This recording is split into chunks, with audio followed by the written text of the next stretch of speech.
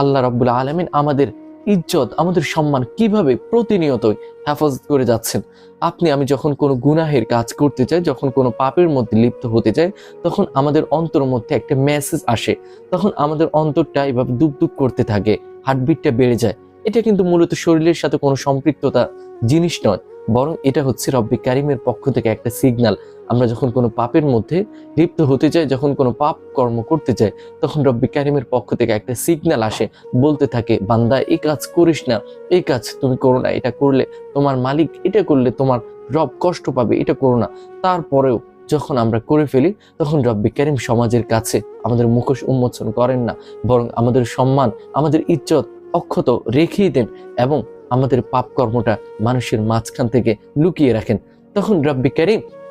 মূসা আলাইহিস সালাতু ওয়াস সালামকে বলতে লাগলেন, মূসা,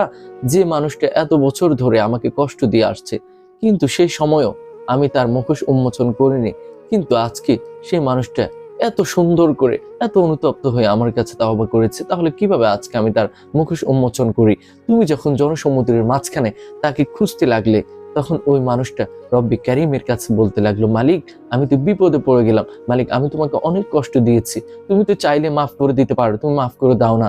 আজকে তুমি আমাকে লজ্জিত করো না, মালিক, আমি তোমাকে কষ্ট দিয়েছি, এই কারণে আমি তোমার কাছে ক্ষমা চাচ্ছি, মালিক, আমি আর কখনো এমন পাপ কর্মে আমি কখনো তোমার অবাধ্য হব না, আমি কখনো তোমার নাফরমানি করব না, তুমি আমাকে আজকে মাফ করে দাও না। তখন রব্বি কারিম বলেন, তার এই বলাটা আমার কাছে এত ভালো লেগেছে, আমি এত বেশি খুশি হয়েছি, সে মাফ চেয়েছে একবার, কিন্তু আমি তাকে সারা জীবনের জন্য মাফ করে দিয়েছি।